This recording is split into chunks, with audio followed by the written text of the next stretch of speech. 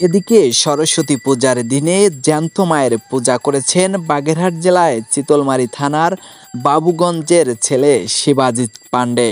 বিদ্যার আশায় যখন সবাই সরস্বতী পূজা নিয়ে ব্যস্ত, শিবাজিৎ তখন নিজের মায়ের পূজা করে একটি ইতিহাস সৃষ্টি করেছে। জ্যান্ত মায়ের পূজা করার সময় শ্রী শ্রী হরি নীলামৃত পাঠের মধ্য দিয়ে শুরু করে শিবাজিৎ পাণ্ডে।